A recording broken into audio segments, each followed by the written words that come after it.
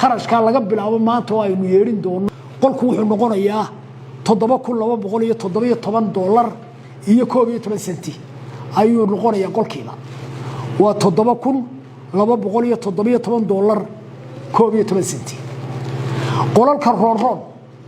ee noqonaya 5 mitir dhinacna 3 mitir iyaguna waxay noqon doonaan $10,756 iyo 50 senti bilash aqalka naga soo horjeeday private ku leeyahay qofka shacbiga leeyahay hadii la qiimeeyo qolka inta lagaaga dhisayo lama goyn karayo halka suuqa laga dhisayo sakada ka soo horjeeday dadka shacbiga leeyahay qolku inta uu fadhiyo hadii qiimeeyo la yiraahdo ma badhisan kartaa waxaan halkan uun ka ogeysiinaynaa dadka hawshaasi sugaysa imika maanta inay anaga naga soo wareegtay oo ay yihiin dadkii meherada lahaa oo ay runtii faa'iido badan ugu jirto inay u diyaar garoobaan oo ay u diyaar garoobaan inay hawsha loo diray iyo lacagta wixii ku soo qaybay ay u diyaar garoobaan tiito ka weyn ayaa taal khatar tu ka weyn baa taala in badan oo kooda shirnay in badanna waa waarada wala qaado waay halkan idaacadii iyo malaayiin dollar inagu furida ayaa ku xigta haddii aynu jaaniska ka faa'iideysano waxay noqonayaan bari weyn isbedelayna guriyo iyo waxaynu helaynaa waxyaalo badan oo aan magaranaysa suuqeena imika wada loo soo maro lama helo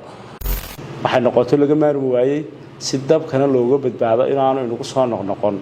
inaynu isku tashano shicibiyada dawlad oo gacmaha isqabsano aynu isla qaadanay in suuqaasi aynu dhisano si wanaagsan oo qurux badan la inagu dhiso maanta way bisha September tahay 2025 waxaanu halkan ku joognaa guddidu madaxweynuhu magacaabay qiimeynta iyo taakulaynta khasaarihii dabkii ka dhacay idaacadda suuqa idaacadda iyo guddidii ganacsatada ahayd ee suuqa wakiilka ka ahayd labada guddi baanu ku wada fadhinaa waxaan doonaynaa inaan halkan fariin uga gudbino dhammaan ganacsatada suuqa degan taasi waxay ku timid kadib markii aanu la shirnay ganacsatadii waaweynaa rag ka mid ah guddiyadoodii culimadii naga kaalmeyn lahayd inay nala doonaan kharashka iyagana aanu koox kala kulannay ayaa waxaa noo soo baxday inay adag tahay maanta in dadweynaha lagu noqdo la yidhaahdo qaaraankeena wax lagu dhiso inay dadku dhistaan oo ay intaa iyagu maal gashadaan ayaa ka dhow bay yidhaaheen inaynu maanta meelayna waxba ka soo helayn aynu bilo badan garaacno ku lugono go'aanka guddigu markaa runtii talada suuq qaatay waxay nala noqotay markaa inaanu ku soo celino ganacsatadii markaanu soo dhamaystiray qol waliba wuxuu taagan yahay qiimihiisii ogaanay ayaanu kula shiray guddidii maantana waxaanu u wada jeedinaynaa ogeysiiska iyo warka labada guddi oo isu dhamay waxaanu u jeedinaynaa dadweynihii ku ganacsanaya suuqa idaacadda si aan qof waliba ugu talagalo inuu magaranaysa qolkiisa kii hayaana uu diyaarsado kii wax ka dhiman yihiinna doonto dabeedna kharashka laga bilaabo maanta oo aynu yeerin doono qolku wuxuu noqonayaa $7,217 iyo 12 senti ayuu noqonayaa qolkiiba waa $7,217 12 senti qolalka roon ee noqonaya 5 mitir dhinacna 3 mitir iyaguna waxay noqon doonaan $10,756 iyo 50 senti $10,756 iyo 50 senti nin walba uu iskaranaya marka haduu meheradiisu ay toroon tahay iyo hadii ay taa kooban tahay hangarhada kalena laftooda si uu qof waliba u ogaado waayo horta kuwa caanaleyda ayaga lacag laga dooni maayo haruuleyda lacag laga dooni maayo maxaan ku wartada caynkaas oo kala iyaga hangarka sida kobanka u gelaya iyaga ashqaas ahaan waxba lacag laga dooni maayo waa hangarhada aan leenahay dawladda dhisi doonta laakiin waa loo gogoyn doonaayo waxay yeelanayaan iyaga qudhoodu meelo fadhiyo space fadhiyo bay yeelan doonaan qaarkood waa la kala xidhaya korba u kala kici doonaan qaarna ilaa nusba ma garanaysa loo dhisayaayo si ay wax isaga dhiibi karaan sida qolada caanaha oo kale si ay wax isaga talaabi karaan oo haddii mid caano ka go'an ta kala ay koobka caanaha uga dalban karto oo ay gacanta isu dhiibi karaan way si ay isu caawiyaan qof walibana booskiisu helaya qasabadii biyaha weelka ku meeranaya buu helayaa halkii uu ku fariisanaya buu helayaa meeshuu alaabtii iyo qalabkiisa dhiganaya buu helayaa jaarkiisana intaa yar baa u dhaxaynaysa oo gacanta haddii la isaga laalin karayo waa dhinacaanayda dhinacyada kale dhaqso in loo helaa baynu doonaynaa kharashka si qadaraaska dhismaha loo bixiyo oo dhismuhu dhaqso inoogu dhismo waxaa lagama maarmaan noqonaysa oo qof walba inuu niyadda ku haya ay tahay noqonaysaa in suuqan la doonayo khatartii dabkii hore u gubay maanta haddana suuq kasta oo caynkaasi wuu dul hoganaya khatartaasi way dul hoganaysaa hadduu suuqa idaacadayey iyo hadday suuqyo badan oo kale oo sidaas oo dalka ka jiraba yihiinba khatartaasi allah inaga badbaadiye sidii bay daayay inoo dul hoganaysaa marka mashruucan dhismaha ahi ee halkaa loo raraya wuxuu qayb ka yahay badbaadada ummaddu qayb tiyaano ku hadlaya wasaaradda warfaafinta dhaqanka iyo wacyigelinta oo ay tahay buqcadda meesha in laga bineeyo la doonayo dhismahaasi dhulka aanu ku deeqnay dhul aanu ka maaranno ma aha laakiin waxa dawladdu tahay dawlad loo yahay baa dadka ah naftiinaan mas'uul ka nahay hantidiinaan mas'uul ka nahay marka wax aanaan cid kale iyo mashruuc kale loo huri karin waa in naftiinana lagu badbaadiyo hantidiinana lagu badbaadiyo horta sacrifice-kaas aan noo sameynay dadka iyaga dhulku waa nagu yar yahay wasaaraddu waa wasaarad ballaaran wasaaraddii dhaqanka ku dhex jirta wasaaraddii wacyigelinta ku dhex jirta information-kii bay ka kooban tahay warfaafintii oo dhan marka dhul ahaan cidhiidhi badan baan qabnaa laakiin waxaasoo dhan ka muhiimsanaaday baahida taale ee dadkaas suuqa wadhan ee weliba dariiqa yaala ay qabaan iyo khatarta naf iyo maalba saaran waad garan karaysaan maanta dhulka aanu bixinaynaa qiimaha uu leeyahay marka laga hadlo qiimo ahaan dhulkaasi waa idin bilaash dee aqalka naga soo horjeeda ee privateku leeyahay qofka shacbigii leeyahay haddii la qiimeeyo qolka inta lagaaga dhisayo lama goyn karayo halkaa suuqa laga dhisayo sakada ka soo horjeedee dadka shacbigii leeyahay qolku inta uu fadhiyo haddii qiimeeya la yidhaa maba dhisan kartaan laakiin idinkaa la dee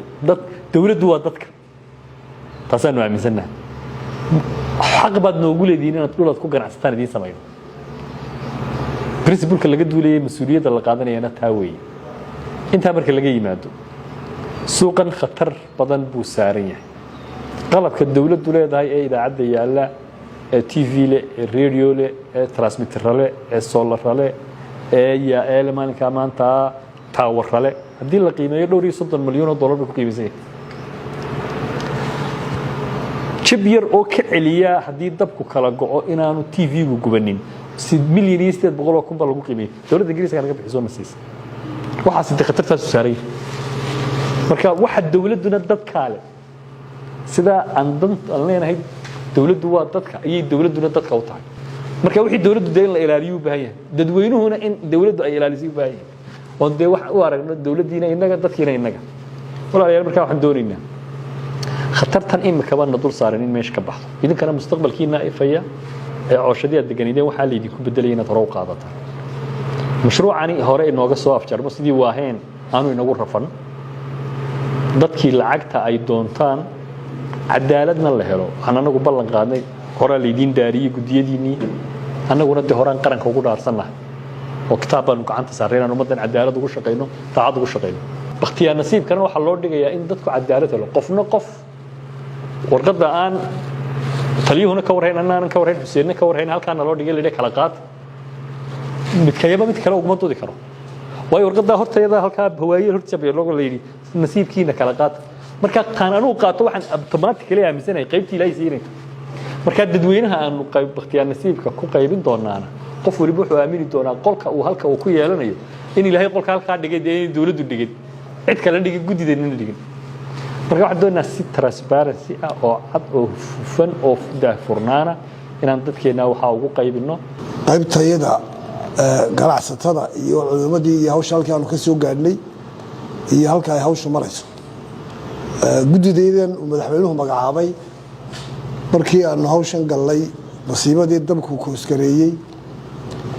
hawlaha aanu qabanay waxay ka mid ahayd in ugu horeysiinay sidii dhaqaale loo heli lahaa hadday tahay dhinaca xukuumadda iyo hadday tahay dhinaca ganacsatada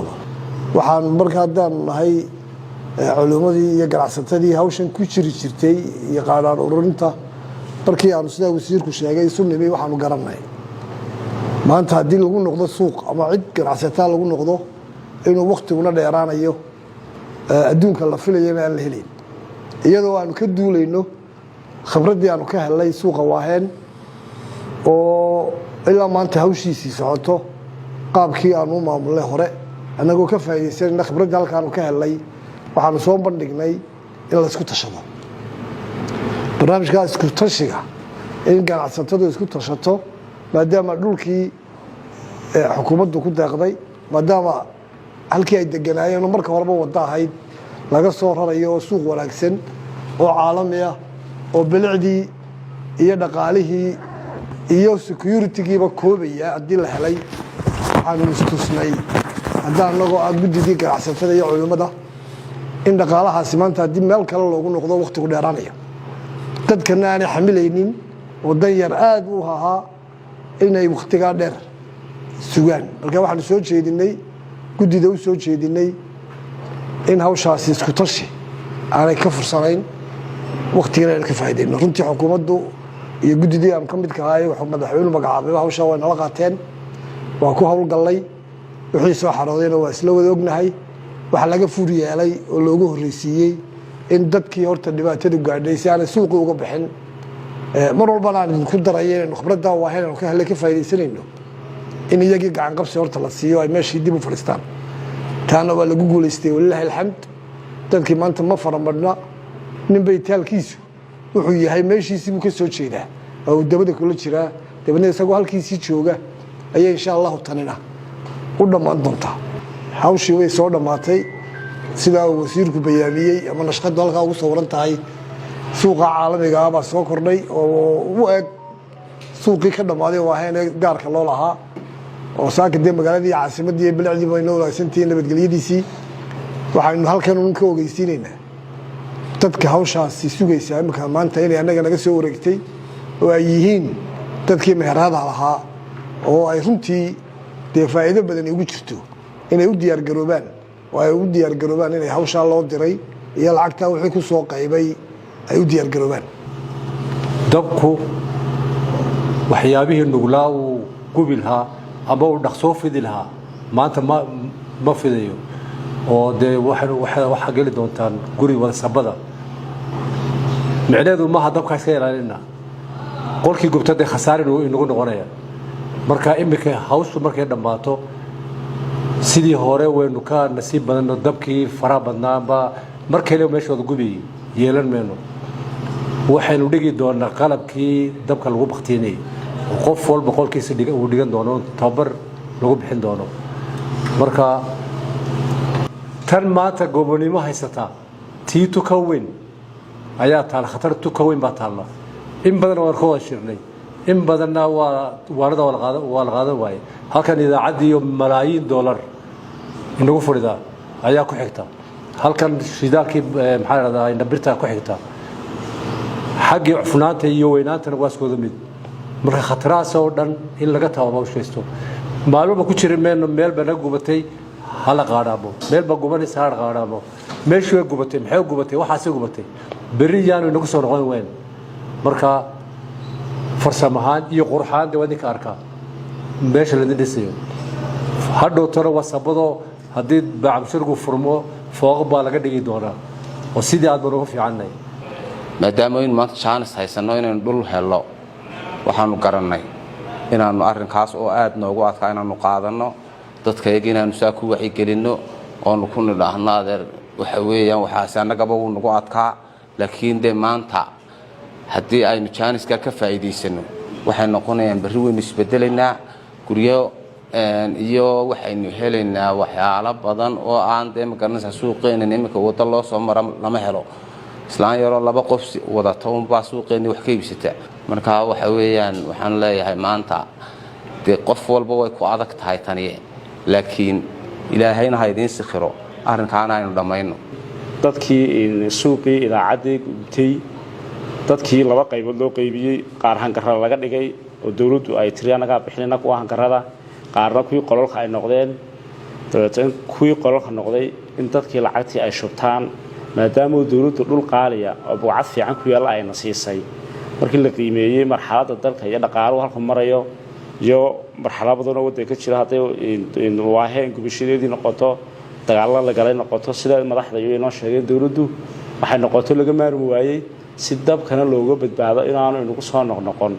inaynu isku tashano shicib iyo dawlad oo gacmaha isqabsano aynu isla qaadanay in suuqaasi aynu dhisano si wanaagsan oo qurux badanna laynagu dhiso maxay ahayd dadkana si cadaalad ah loogu qaybiyo oo aanu maxay ahayd si wanaagsan oo aad iyo aad u fiican ay nolol shaqeeyeen waxaanu markaa insha Allah isla qaadanay dadkaygiina waxaan u sheegaynaa dhul qaaliyo fiicanna wala siiyay insha Allah hadii alla yaraado inaynu dadaalno oo sidii aynu u keeni lahayn inta yar ee lanagu xukumayna dhaqaalaha yar guryahan ku dhisanayno oo inagu waliba yeelanayno oo qofku wax mustaqbalkiisa iyo hantidiisa uu noqonayo